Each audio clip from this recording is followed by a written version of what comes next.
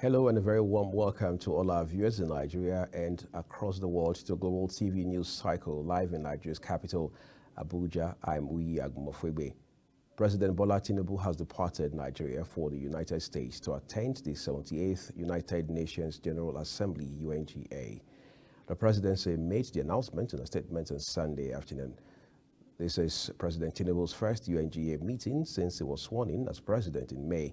The president is expected to hold bilateral meetings with various world leaders, including Joe Biden, President of the United States, and von der Leyen, President of the European Union Commission, on the sidelines of the summit.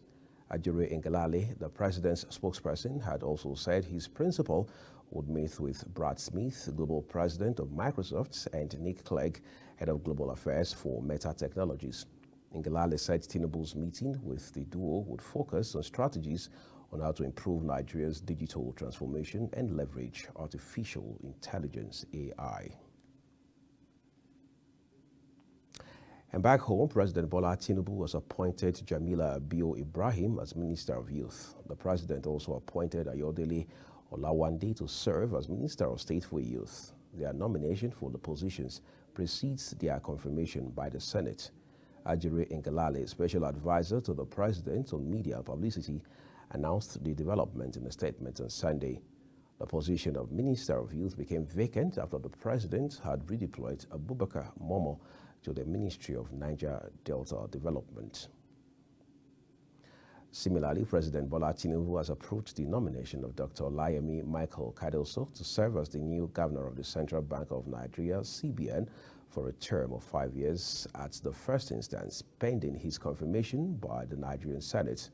Special advisor to the president on media and publicity, Ajuri Ngelale, said the directive is in conformity with Section 8, Subsection 1 of the Central Bank of Nigeria Act 2007, which vests in the President of the Federal Republic of Nigeria the authority to appoint the governor and 4 deputy governors for the Central Bank of Nigeria, subject to confirmation by Senate.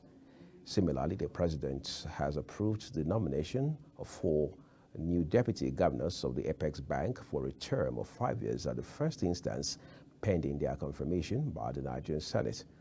The deputy governors are Nana Soro, Mohammed Sani Abdullahi Datijo, Philip Picazo, and Dr. Bala Bello.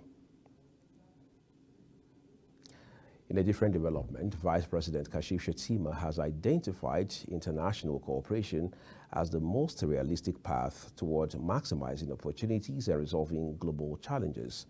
Shettima made this known in his address to world leaders at the ongoing G77 plus China Leaders Summit at the Palace Convention in Havana, Cuba.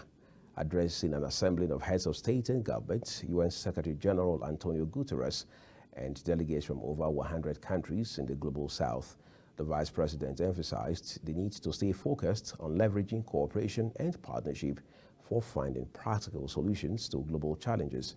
He expressed Nigeria's commitment to partnership with member states of the G77 plus China towards addressing global problems. The British High Commission is set to explore partnerships with the Niger Delta Development Commission, NDDC, with a focus on renewable, clean energy, as well as green infrastructure in the Niger Delta region. The second Secretary, Political, British High Commission in Abuja, Hamish Tai, disclosed these when he led a delegation that visited the NDDC Managing Director, Dr. Samuel Ogbuku, at the Commission's headquarters in Port Harcourt. Tai observed that the NDDC has shown commitment to realizing sustainable development in the Niger Delta region through partnerships and collaborations with national and international development agencies.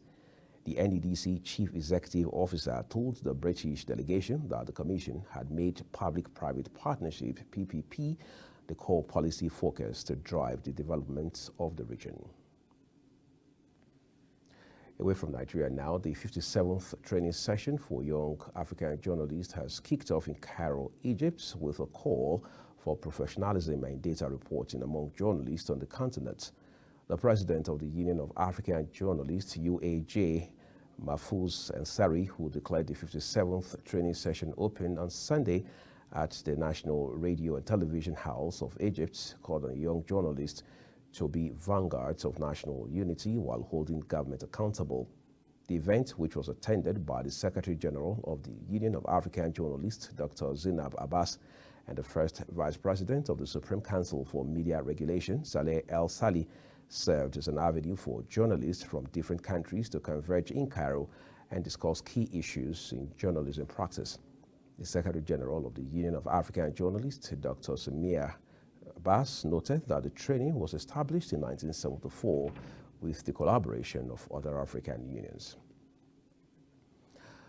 The leaders of Mali, Burkina Faso, and Nigeria have on Saturday signed a charter establishing a defense alliance. Ministerial delegations from the three Sahel countries had announced at a press conference. Head of Mali's ruling junta, Assimi Goïta, posted on X, where he stated that together with the heads of state of Burkina Faso and Niger, he signed a Liptako Groma Charter establishing the Alliance of Sahel States, AES, the aim, according to him, of which is to establish architecture of collective defense and mutual assistance for the benefit of the nation's populations. The three countries are battling a jihadist insurgency that erupted in northern Mali in 2012 and spread to Nigeria and Burkina Faso in 2015. All three countries have also undergone coups since 2020, most recently in Niger, where soldiers in July overthrew President Mohamed Bazoum. In the meantime, Tijani Muhammad Bandi, Nigeria's permanent representative to the United Nations (UN), says the recent coups in African countries are regressing democracy on the continent. Speaking with the news agency of Nigeria in New York on Saturday, Muhammad Bandi said the effects of the coups would spiral to a setback for prosperity, adding that African countries fought for the sovereignty of their nations and should be at liberty to choose how they would live. Signs of discontent within the Nigerian armed forces are mounting. Soldiers, both non-commissioned and officers, do not feel supported or protected by the junta's generals. The latter are more concerned, reports suggest, with protecting their financial interest and their already shaky footing in power than with defending the interest of their subordinates. No longer listening to their men, the junta seems increasingly isolated while popular anger rumbles. Nigeria's delegation to the G77 plus China summit, led by Vice President Kashim Shettima, on Saturday signed a memorandum of understanding with the Republic of Cuba to enhance collaboration in innovation, science, and technology between the two countries. The State House Director of Information, Office of the Vice President, Olushola Abiola, revealed in a statement he signed on Saturday that the areas of cooperation covered by the bilateral agreements include biotechnology, scientific investigation and innovation, technological development, human resources development, specialist exchange in the area of science and technology, as well as technologies transfer for development. Abiola said the signing ceremony, which took place on the sidelines of the G77 plus China summit at Hotel Pacho La Habana, is the high point of Nigeria's participation at the summit. Minister of Innovation, Science and Technology, Uche Nnanji, signed on behalf of Nigeria, while Cuba's Minister of Science, Technology and Environment, Elba Montoya, signed on her country's behalf. The 57th training session for young African journalists has kicked off in Egypt. To have more of that story for you in our subsequent bulletin. You're watching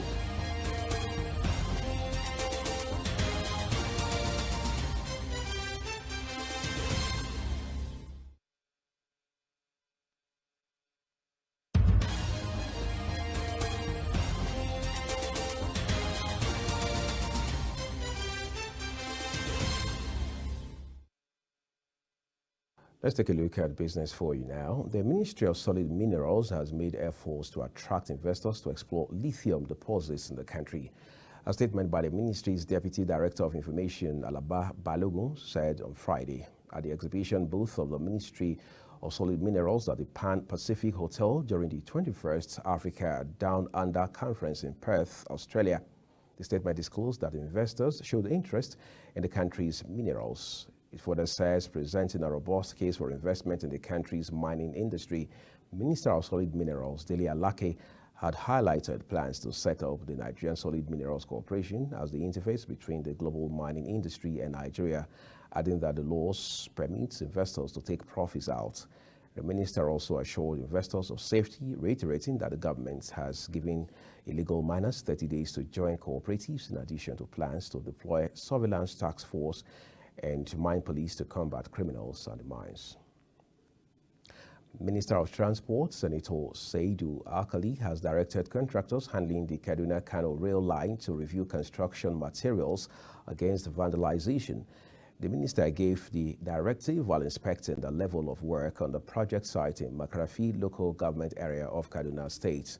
Urging the contractors to use anti-theft clips instead of metal, the minister added that government would collaborate with security agencies to ensure timely delivery of the projects. The contractors, however, lamented security challenges in the area and asked for collaboration with the military.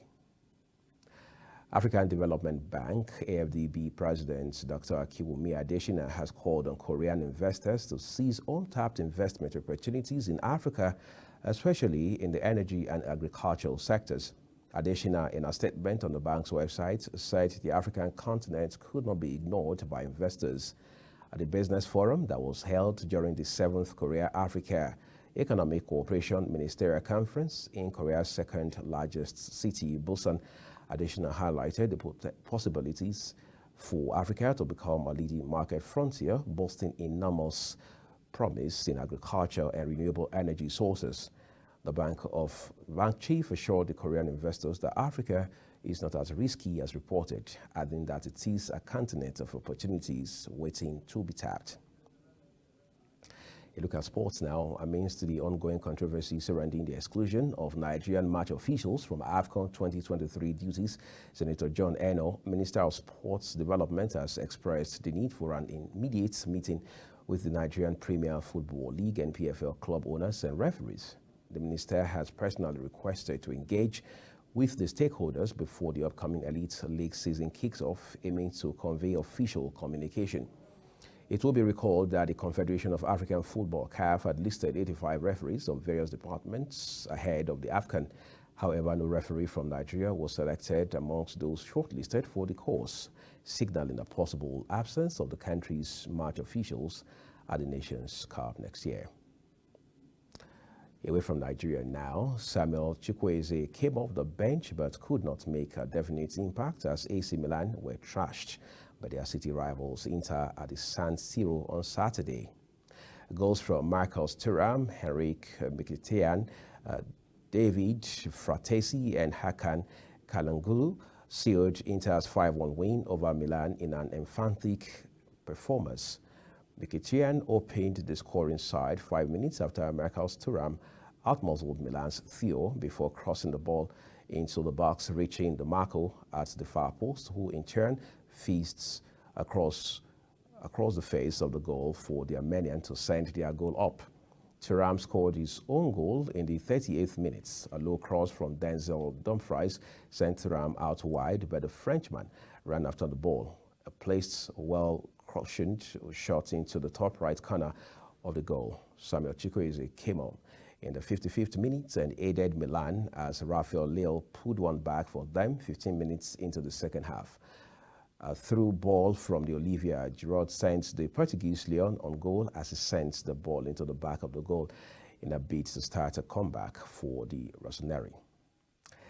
And that's a full circle on Global TV News, coming to you live from Nigeria's capital, Abuja. We are on StarTimes channel 276. Kindly follow us across social media platforms using @Global TV NG and other handles as you now see on your screen. I'm Uyag Mofwebe. Thank you very specially for watching. I'll see you again.